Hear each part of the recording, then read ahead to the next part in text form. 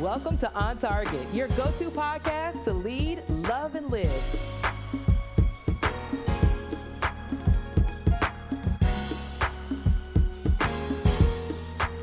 As Central Region unapologetically serves all mankind.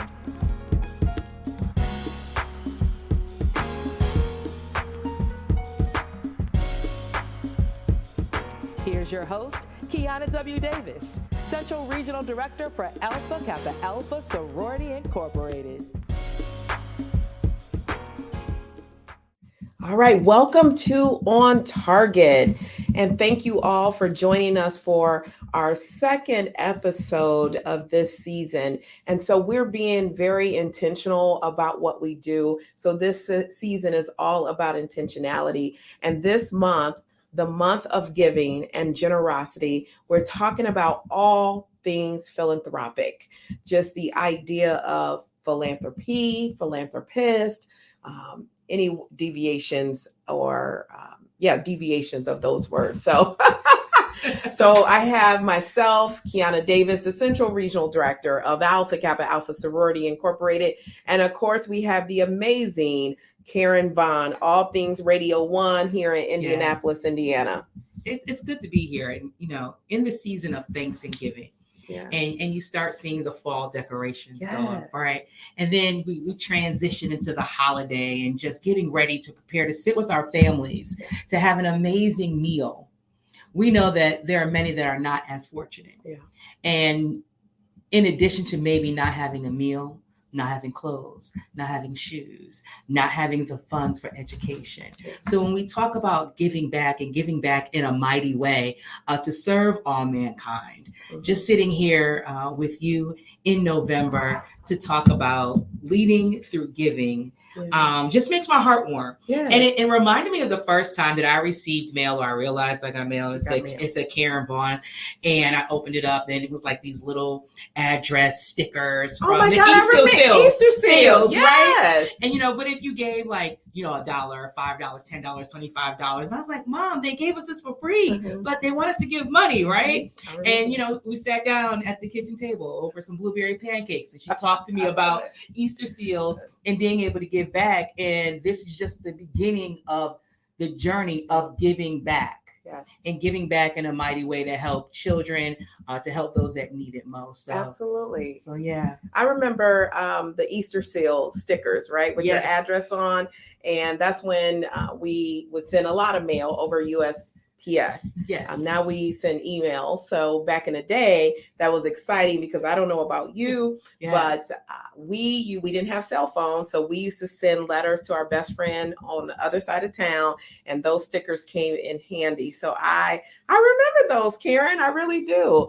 But thinking about just generosity, giving, and really, I think for most of us, that was taught at an early age, right? The idea of giving, whether you knew you were in plenty, or in some cases, some of us might have grown up in lack. I think a lot of us still grew up with a sense of giving, that whatever I have, I want to be able to share it with someone else. And so for me, not only the Easter seals, but I think about church, and the little envelopes at church, and how I had so much pride to go down the aisle of the church when offering was called, to put my little dime or quarter in and seal it and write my name in cursive, full name in cursive, and just drop it in the offering basket, and really not concerned about exactly where it went, but the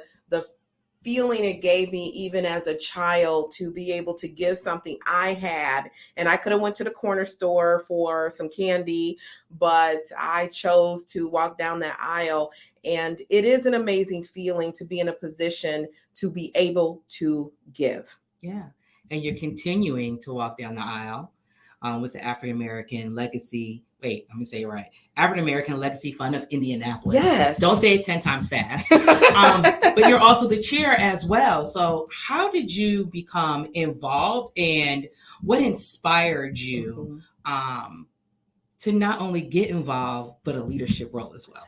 Well, so again, when you have a passion to give, we call it giving. I think the big name for it is being philanthropic. Yeah. In my community here in Indianapolis, there are big foundations that give big money. And sometimes with that comes a lot of barriers, maybe to getting that money, or barriers to even report on that money. That sometimes smaller nonprofit organizations have the infrastructure or capacity, but they're doing good work, right? They're boots on the ground. And I think me and some other folks in Indianapolis got together because we had supported these organizations by giving them money. And we said, how can we pull our resources together to create a new vision of philanthropy in the city, and a level of philanthropy that was brought together by African American people in the community, and really show our community that we also love the good work people are doing out there. That we don't always have to be the recipient of money, but we can also give. And one of the things I realized, and if you do the study, is that African American people, percentage wise, give more money of their discretionary funds than any other nationality, race out there. And so it really inspired me to say, if we are charitable and generous, can we pull that collective energy together to do something good in the community? So we, myself and 8 other people, we got together and we started the African American Legacy Fund of Indianapolis. And there are other cities that have kind of Black-led foundations out there. I know in Cleveland, there's one, and actually we try to model ourselves over the one in Cleveland. There's a few here in Indiana. There's one in Chicago. So all across the United States, we saw the modeling of this idea of Black philanthropy, and how do we make sure we can operationalize it to get to the organizations the resources they need. And so for us, our intent was really, we went out there and we asked people to donate between $5 to $2,000. And I could tell you the interest in this, the excitement in it was just overwhelming. I invited people to my house. I had collard greens and fried chicken at my house. And I could tell you that's not a joke. That was real. And I said, if you're going to eat my collard greens and my chicken, you're going to have to leave a donation, and was able to raise the money. And so we've raised a lot of money, hundreds of thousands of dollars, to be able to give back at least $100,000 every year is our goal to organization that is Black-led, Black-governed, and Black-serving. One thing that I can say is I remember during COVID, it was May, right before Memorial Day, and at least 8 leaders in the organization came on the radio to talk about their expertise. That's right. Right? I remember that. From education to finance and so on and so forth. And there were 5-minute interviews, and that typically does not necessarily happen, but it's during COVID, everyone is home, and you all thought enough to say, hey, we want to share our expertise with the community during a pivotal time, during this crisis and what it was, to educate people, to help people, and being innovative and making an impact at the same time. So kudos to y'all, because I just remember that saying, oh, we have to pull this off. How are we going to pull it off? Some of us were at work. Some of us weren't. We all came in those 2 days to make sure that it went off without a hitch. And that just shows how community comes together, how media can come together with an organization to create impact, to give back to the community, because that's the first and foremost. I agree. Yeah, I agree. So I think, when COVID was right at its peak, what we understood is that it was affecting the African American community hard. Yeah. And the ideas that we, almost a PSA. And so the group, we came together, the board, and said, we can't be silent on an issue that is affecting our community. And so although not traditionally a thing that a foundation does, we set aside some money to be able to do those PSAs over the radio to get to our community, not the community that, will open mail or even has an address to get mail, but our community, regardless of where you were. We knew that if you didn't get the email, you didn't get the postcard, I'm sure they were tuning into one of your radio dials at Radio 1, whether it was Hot 96.3 or WTLC at the time. All of those, we knew that we needed to get this information out. And so I was really proud to help lead that charge we used a local PR firm, Heard Strategies, yes. And we used Radio 1. You helped so tremendously in that effort, and so that just really showed how much we care about the community, because all philanthropy is really the love of all mankind. Yeah, absolutely. And then I just want everybody to think about, how does it feel when you give? How does it feel when you receive? When you are in the coffee shop line and you drive up to the drive-thru and they tell you, the person in front of you took care of your order. And you know that you order for yourself and like four other coffees for other co-workers. You're like, wow. So what do you do? Well, I'm going to pay it forward and take care of the person behind me. Yep. And this is exactly what we do when we talk about giving and being generous in a big way.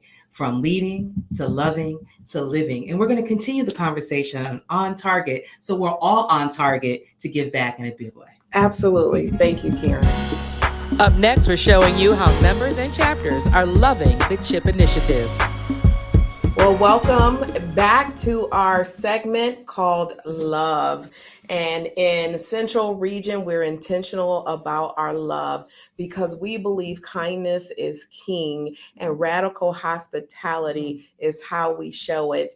And so I have the pleasure of having here in the studio audience one Mrs. Raimeka Graham, who for Central Region is our program lead or our representative to the International Program Committee, who in her role is going to basically help us get over and overachieve in programming, and not just programming, but impact, because we talk about impact all the time. So tell me about, first of all, she and I know each other very well. I just want to put that out there. And so I was so elated and happy that she got this role from our international president. But tell me what it's been like, just the first few months of leading and trying to make sure Central Region is positioned for great impact in programming. Well, first of all, as you stated, we know each other well. So you know my competitive nature. And so I'm definitely always trying to be first, or if not, close to the top. But it's definitely has been an experience. And with us changing administrations and changing our program focus and what our initiatives look like, it's been a lot of work of us rolling those out to chapters and me trying to be a resource to them as they get ready to implement these programs. But I'm excited. The educator in me, some of the things that we're doing, I'm elated about. I think it was just perfect timing for me to be in this role at this time, just because of the direction that our international president is going. And I'm just excited to be working with the chapters and getting us to be not only great in Central Region, but also internationally in our sisterhood. Absolutely. And so we are a sorority that believes in serving all mankind. And during these next 4 years, we're going to soar. We're going to soar. I think the sorority is ready to soar with Madam President Danette Anthony Reed. I know Central is ready to soar out there, and we want to make sure that it's programming that has impact. And so you mentioned something about being an educator, and so it just seemed like a natural role for you as an educator. But you're more than an educator, because you lead a lot of people. So let's talk about that, right? Like, you're being modest about being an educator, but you have been in the classroom, you've been in administration, and now you are in governance. So Let's talk about that journey. Well, I started on this journey, don't want to tell my age too much, but in 1997. So, of course, over 20 years, I started off in the classroom. That's exactly 25 years ago. I'm just going to say a little over 20. But I started off in the classroom, and it wasn't a fast track for me. I really enjoy working with children. And so I stayed in the classroom for 17 years across different grades. So I did first, I did fourth, fifth, sixth. My love is probably fifth grade. That's that age to where they're independent, but they're not middle school, so they're not feeling themselves too much.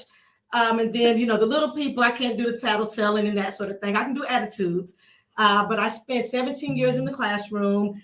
At that point, I decided to make a change. And again, when we talk about impact, looking at my impact being a little larger, this within the realms of my classroom. Yeah. And so I decided to go into administration. I spent 4 years as an assistant principal, and then decided or got promoted when an opening came up to principal. So I've been a principal for the last 5 years at Deer Run Elementary in the MSD of Pike Township, which is the northwest corner of in the city of Indianapolis. And so in that role, I have about 600 students, about 60 staff that I oversee. And when you talk about impact every day, that's what our focus is how do we make an impact on the students that we serve? My student population is probably about 78% free and reduced. And so when you talk about that, it's kind of on that end of the lower socioeconomic status. And then we are a majority minority school. So most of my children are Black and brown, almost a 50-50 with African-American and English language learners. And so in my district, I'm the highest percentage, so not the most, because of course the middle school and high school will have more, but I'm the highest percentage of ELL students. And so that's another task that we deal with is working with our English language learners. And then you talk about governance. Just last night, I was reelected to my position on the school board for the MSD of Wayne Township. So again, looking at that impact. And so when I decided to venture out into being on the school board, it was again looking at the makeup of the district in which I reside and the makeup of what the school board was at the time. And so no, I did not need to add something else to my plate, but I saw there was a need.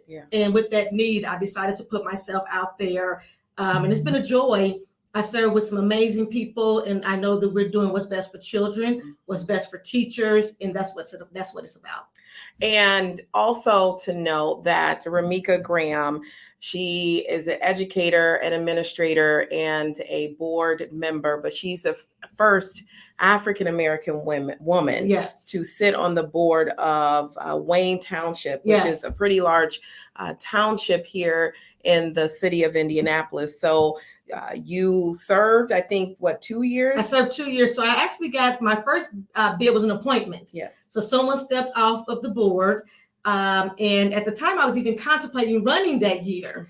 And then there became an opening, and the way school boards work, if someone steps off, and this particular person stepped off because they took a position in the district. So you cannot work in the district and hold a seat on the board. And so there were about 30 applicants, and I was chosen from within those 30 applicants. And so I finished out that board member's term, which was 2 years remaining on his term. And then I was up this year to run. And so I was on the ballot yesterday to run for the position. All right. Well, now being an educator, one of our international president's really core programs is what we call CHIPP. This idea of what we say we're going to feed the babies. And we don't take that term lightly. And I think you can appreciate as an educator, one who sees firsthand some of the needs in food insecurity, food desert, or as you say, in your particular situation, where 78% of the students are on free or reduced lunch, the need to make sure we get nutritional food, because sometimes I think we both understand that in the school system is where they at least get 2 meals. They get 2 meals. 2 meals. Mm-hmm. So that's very important to Alpha Kappa Alpha Sorority Incorporated. And so we have this CHIPP program, and I'm going to bring on the leadership of one of our chapters who's really leading the cause in the CHIPP program. So we launched this, and the whole launch came out at Boulé this July, and chapters across the sorority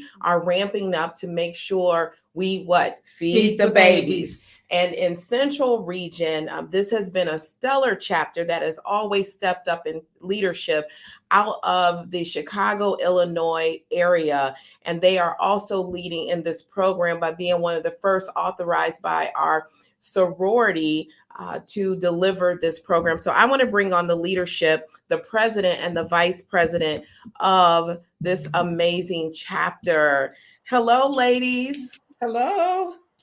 Hi. Well, we are talking all things CHIPP in this program. And so you all out of Chicago, what we call Tutu Xi Nu, but officially known as Xi Nu Omega chapter out of Chicago, Illinois. You're leading the way in this particular program. So, tell us about your journey from Boulé to submitting the application for approval. What was that process like to make sure your chapter was ready to serve? Hi, I do want to just start and say quickly, when the initiative was set out at Boulé in July, we immediately started thinking of how are we going to feed the babies. Mm-hmm. And Shannon, being our program chairman and vice president, she jumped into it full speed ahead. So I'm going to let her step in and tell about the journey she took. But we were definitely on board for feeding babies. All right. Well, Shannon, if you can, as the vice president of Xi Nu Omega, share with us what this process was like for you as you lead the programs of the chapter. Absolutely. So when we learned of the initiatives under this administration, we immediately began to plan and plot what was our strategy. As you know, this is a robust program that requires resources, a partnership with a school or schools. And we have a dynamic program committee under the Monica Wards Foundation. That is our charitable organization where we do our programs. But our members were ready, right? And when you see feed the babies, immediately we had the interest and the desire. And I think that what is most important is that sometimes we forget about hunger, right? We take some things for granted. And under this initiative, we are focused to be able to provide meals to children, obviously for the ask, but we're going to try and do more than the ask. And we are going to exceed because we are unapologetically ready to do the work. Yes. Plug. Just a plug, unapologetically ready, Central. Unapologetically. So, Madam President, as the leader of this chapter and trying to roll out CHIPP, how have you been able to communicate that to the chapter to really engage and get behind this? Because as Shannon just said, as the program chairman, it's resource heavy. This is to feed the babies and the number of babies we want to feed. This is not a 1 or 2 or 3 member committee. So what was that message to your chapter to galvanize them to say, hey, we really need to get behind this, not only with money, but people?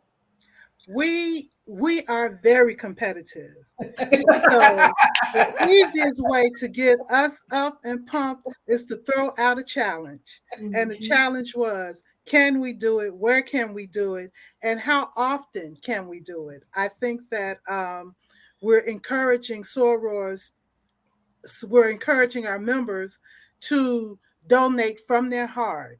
I will speak out, and no one in my chapter has heard this except the committee here. My soror clique, or not clique, my soror squad of my mentees. My anniversary is November 19th, which is a Saturday. I threw out to them, for my anniversary, I would like us to take that weekend and feed the babies. 2 minutes. 2 minutes. It was like, yes, we're going to do it. So we're preparing to introduce that challenge to the chapter, and just as many challenges as we can to just get people behind the extra that Shannon envisions. Oh, I love that. Yes. So it looks like we have a lot of competitive people around the table. And the idea that we can have fun in our, what we call internally our AKA squads. Yes.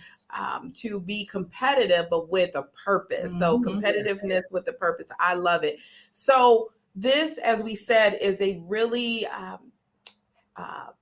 resource-rich program, which means that there's food to purchase, to bag up, to have partnerships, and to distribute. So I know you have some folks that are really, Shannon, who are really focused on this particular CHIPP program. And so we're going to bring them on because we want to hear the perspective about the partnership with the schools, how that's going, and what's the plan of action moving forward. So we're going to bring them on to the stage, as we call it here, live. But for those that are just listening, we brought them on, and now we have with us Ola and Elizabeth out of Xi Nu Omega chapter, who's leading the charge in this. So Elizabeth, one of the things I want to ask you is about the partnership, and explain that partnership to our listening audience, because not only members but non-members alike really need to understand how intentional Alpha Kappa Alpha is in this area. Well, we started with we thought about how are we going to get into the schools, and Xi Nu Omega is fairly a large chapter. How large? How large? We're the largest in Central. Oh, okay. We'll verify those facts, but we'll give it to you on this show. But yes, you are a large chapter. If you're not number one, you're close. we're very close.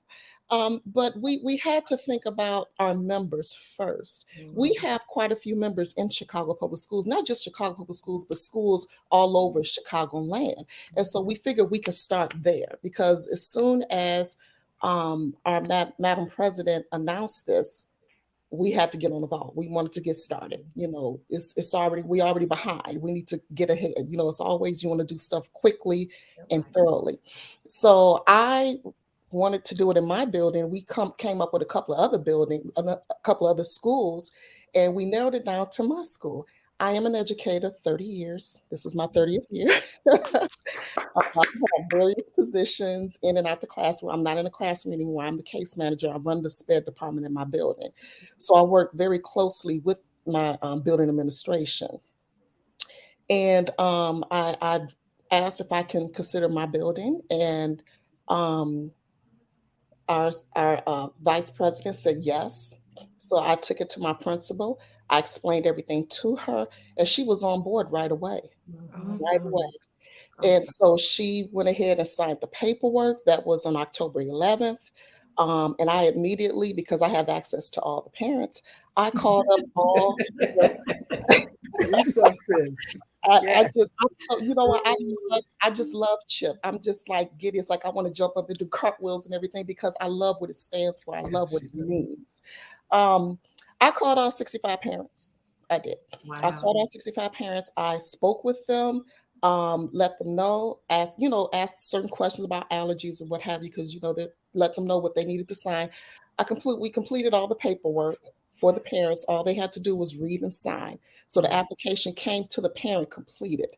And it was just me. We have another member of Xi Nu Omega who works with me. She's next door to me. So we did this together. And we've already launched the first set last Friday, and it was successful. We've already delivered bags. I love this. Oh my God, that's amazing. This is a pause for celebration. Let us all clap.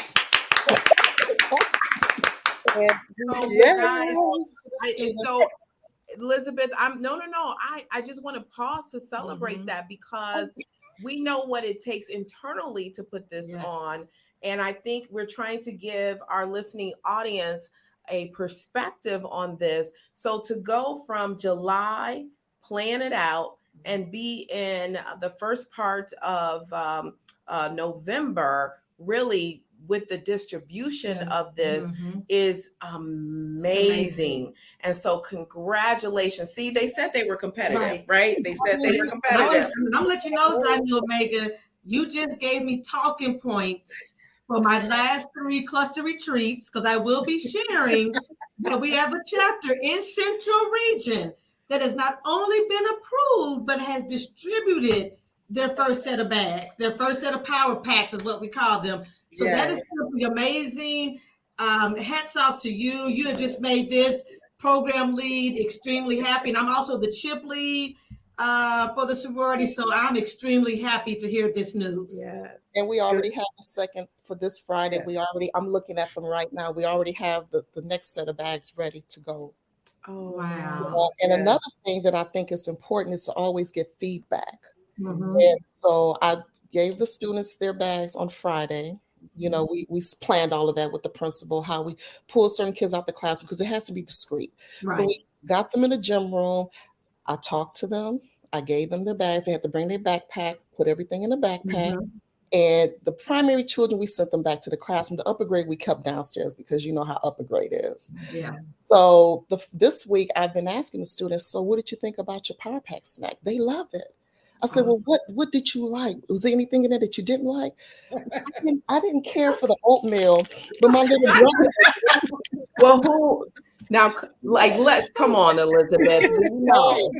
You tried to put something nutritional in there, and how many kids would like that? We know the babies will tell you the truth. That's what they will do. She loved this because she ate this with some crackers. I got some crackers and ate the Vienna sausages. I said, okay. Oh, I love it.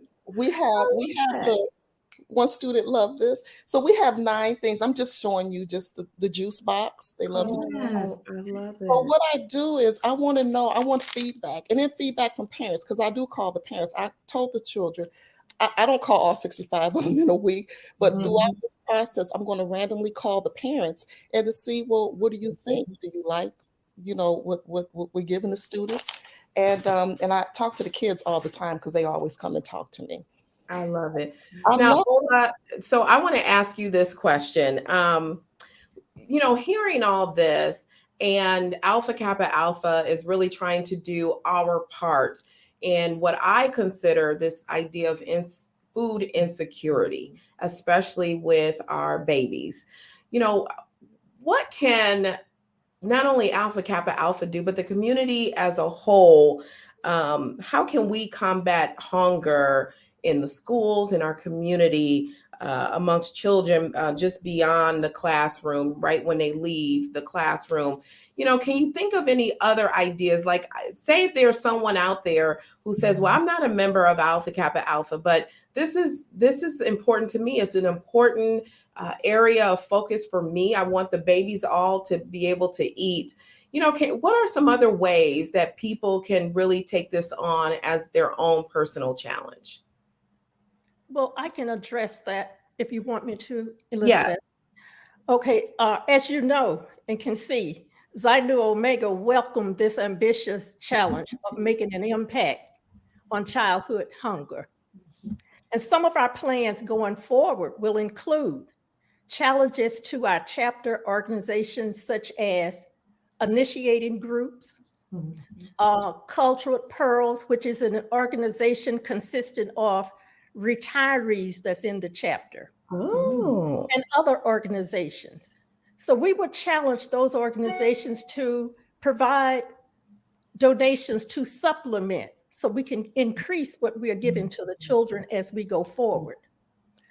And as we continue to get our arms around this project through exposure and experience, we plan to expand and soar to even greater heights of service.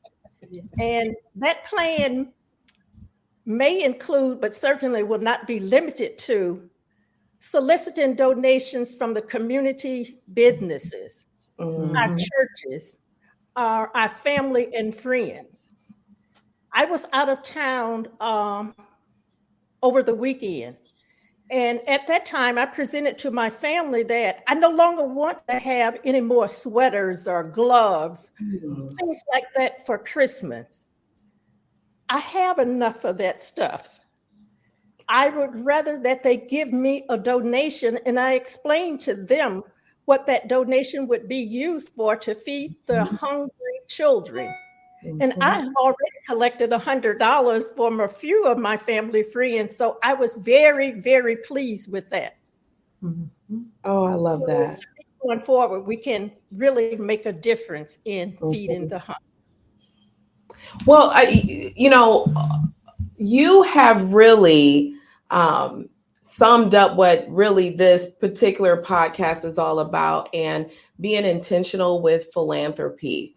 The idea that instead of it being about me, there is a love I have, a care, a deep generosity that exists in me that I want to make sure that others can enjoy. And so to be so selfless definitely it's just wonderful. And it speaks to this idea of love through philanthropy, that you have to love people, you have to love humankind and humanity to be at a point where you could say, you know what, not for me, but for them. And for that, I appreciate it. And so I love the challenges that you guys have. I love some of the ways that you're really holding each other accountable, because I think what competition does is it just holds us accountable to the goal. And I truly, truly appreciate that. You know, one of the last things I have for you guys is that this initiative for the members of Alpha Kappa Alpha Sorority Incorporated is just not for what we call our alumni or graduate members, but really for those that are on campuses across the central region, actually across the globe, because we have chapters all across the world. Tell us about, can someone speak to what is that partnership looking like with our undergraduate chapters who exist on college campuses?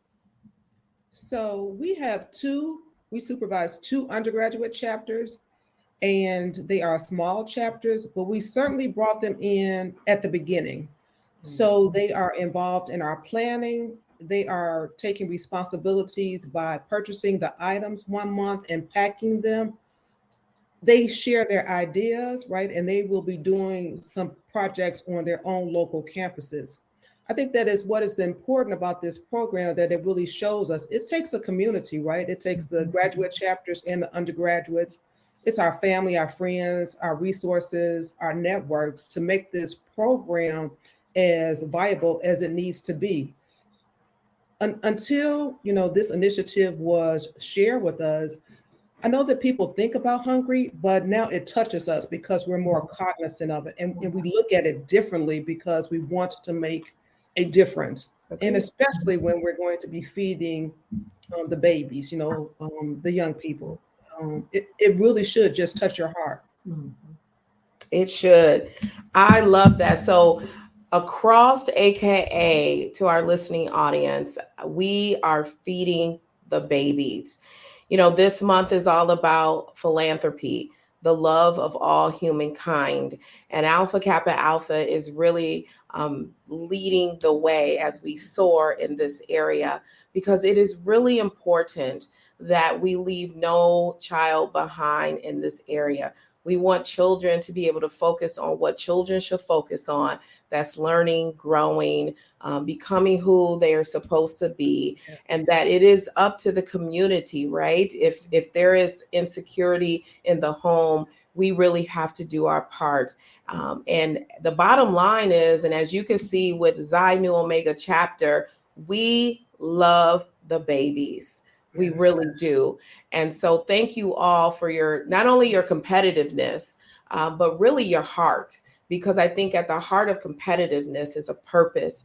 And I can tell you as the regional director, I truly appreciate your leadership in this area. Now, we'll confirm if you're the largest chapter, but we will confirm today that you're the first chapter to distribute under the new program of CHIPP. I know that's an inside joke for those that are not members or members of Central Region, and that's why they're chuckling right now. But thank you all so much for coming and doing this segment of philanthropy through love. We appreciate it. And you have your program lead here who, if you run into any situation and need any help, you have a resource in her. But I know she is grinning ear to ear right now. I'm excited about you guys' leadership. So guys, this is Xi Nu Omega chapter out of Chicago, Illinois. And I didn't get the school's name. Elizabeth, what's the school's name that we're partnering with?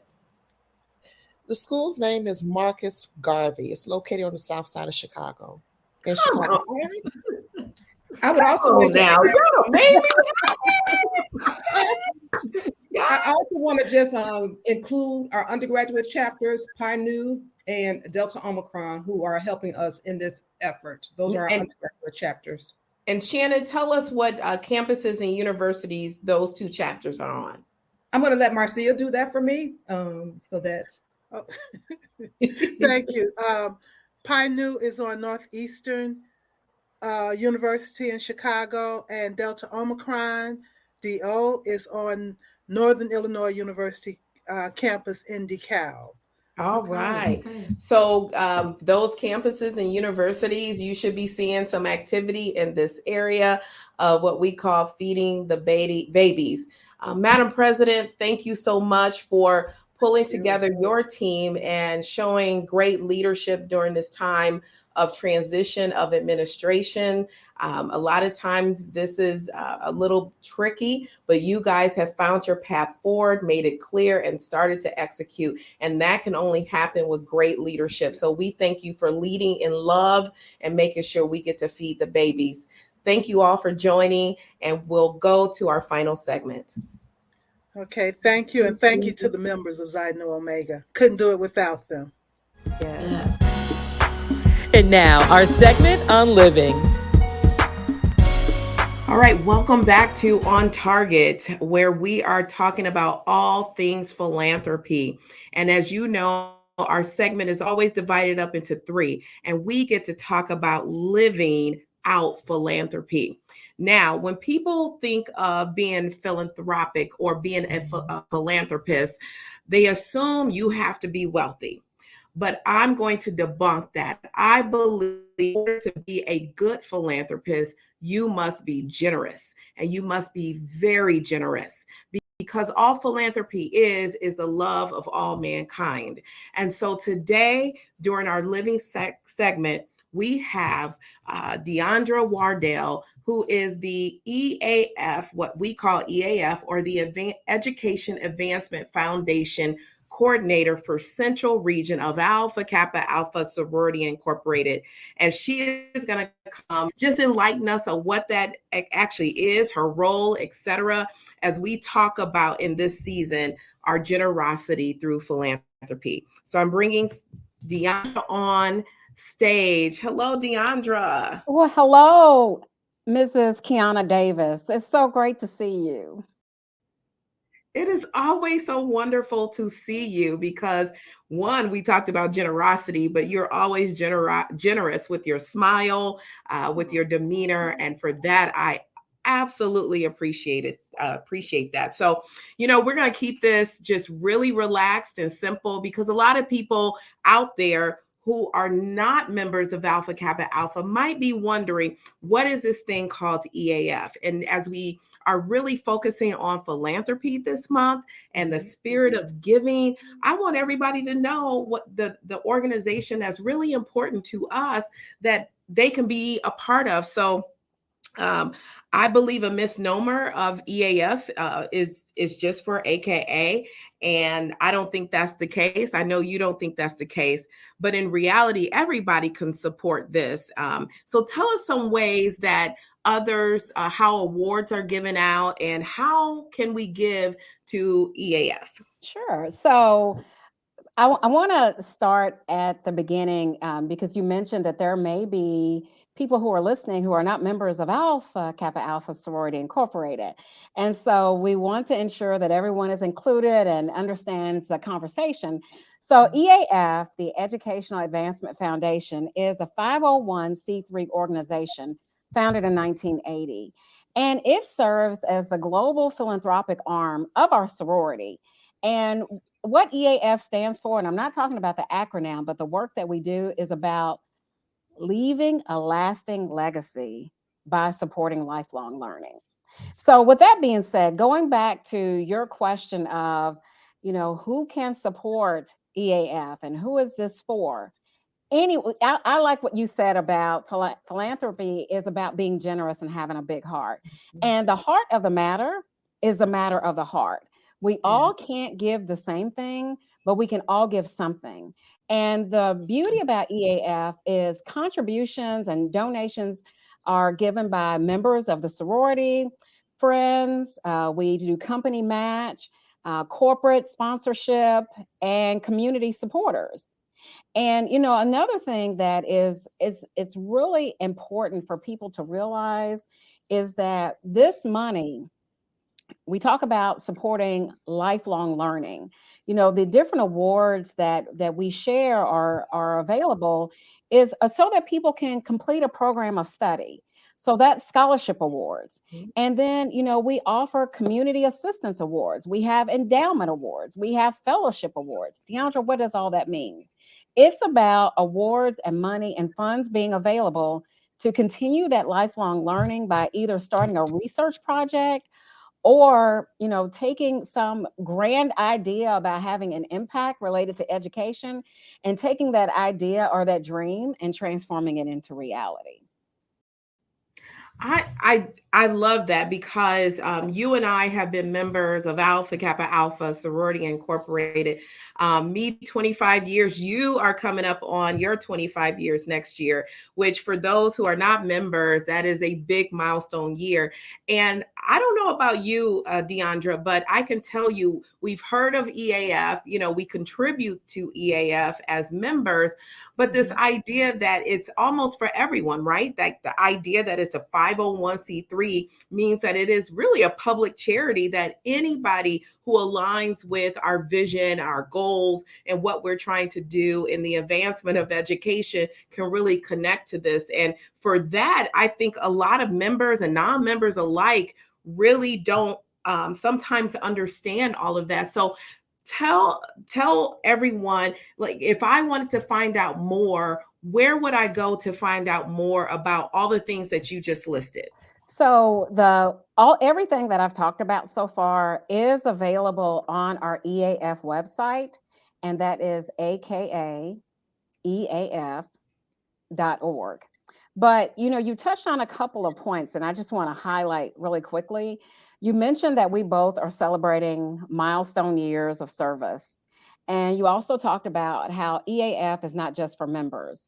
And so, as a personal example, in order to start an endowment, you can start one with as little as $1,000. And then you have up to 10 years to get your endowment up and going. Once you have 10 years to get it at a value of $20,000. And what people don't realize, like you said earlier, it's not some lump sum that people are donating. So I'm currently working on establishing an endowment associated with one of my passion projects that's near and dear to my heart is #RootCauseRacism. And so it's about, I want to get to the point where I'm able to award scholarships for those who have a desire to study continuous improvement and make an impact in the world to undo racism. What does that have to do with what we're talking about with EAF? I'm going to tell you. So in lieu of birthday presents, in lieu of Christmas presents, next year when I celebrate my milestone 25 years of service, in lieu of presents, what I have done every year, and I will continue to do so, is ask that people make a donation to that endowment. And there have been people all over the world, members of Alpha Kappa Alpha Sorority Incorporated, the other members of the National Pan-Hellenic Council, my colleagues in the continuous improvement community, people as far away as Dubai and Australia and Ireland have made donations to this fund. And one of the things that I think is really powerful, last year for my birthday, someone messaged me and said, I don't have much money to give. I only have $5. Well, that $5 adds up. And so that's why I said it's not about, the size, it's about the generosity, it's the heart of the matter. And kudos to you, Mrs. Davis, for spotlighting EAF this month during the month of Thanksgiving, because this is also EAF Awareness Month. And it is also on November 29th. We know we have we have Black Friday after Thanksgiving. We have Cyber Monday, but then on November 29th, we have Giving Tuesday. And what better way to give than to give the gift of education through EAF? I love that. I love all of that. I'm very intrigued, and I think our listening audience is really intrigued on this root cause racism piece, and you establishing your own endowment that focuses on that. We'll probably have to have you back just to talk about that piece. But what you've laid out, it just seems so simple. And for members out there of Alpha Kappa Alpha Sorority Incorporated, if you are really thinking about where do I do some of my tax or estate planning, and I really need to be more charitable, or I can afford to be more charitable, I think that EAF is a perfect option for you, because these are directed funds to things that you and the staff at EAF kind of agree on to make sure your money is going to the community as you see fit. And so I really enjoyed learning more about this, and I hope that our listening audience have too. Go to, again, give us that website again, Deondra. Sure. So if you are interested in learning more about ways that you can give and learning more about EAF in general, you can visit akaEAF.org. If you are within the Central Region, and you're a member of Alpha Kappa Alpha Sorority Incorporated, we have a number of resources in terms of some really great EAF cluster captains who work alongside of me. So you can reach out to Dr. Cynthia Armster, Jennifer Harris, Kim Pines, Maxine Wortham, Gwendolyn Faye Holland, Cheyenne Bryant, Penny K. Lockhart, or Terry Wilkerson. And then on Giving Tuesday, mark your calendars. Get your pens out. Get your pink highlighter out. And mark your calendar for November 29th, which is Giving Tuesday. And you can visit donate.akaEAF.org. Again, that's donate.akaEAF.org. And although we can't all give the same thing, we can all give something. And it's about lifelong learning and leaving a legacy. I thank you for that. Thank you. So whether it's $5 or $5,000 you have, just consider donating to EAF. I think when you go out there are many endowments that you can look up and donate to, or if you are ambitious, you can start your own endowment. And so you do not have to be a member to contribute to EAF. And this is one way that a lot of times we partner very deeply with the community. And this is how we live out philanthropy in Alpha Kappa Alpha Sorority Incorporated through our Education Advancement Foundation. Did I say that right? Education or educational? Yes, okay. You nailed it. I nailed it. All righty. Yes. Well, thank you, my sister, Deondra Wardelle. We'll probably have you on later to talk about this root cause racism piece and continuous improvement. But thank you for serving Central Region of Alpha Kappa Alpha Sorority Incorporated as our EAF captain. And I know that we're going to raise a lot of money, bring the awareness of philanthropy to the hearts and minds of members and non-members alike. And we appreciate all the work you're doing. And it is so. Thank you for the opportunity to serve, Mrs. Davis.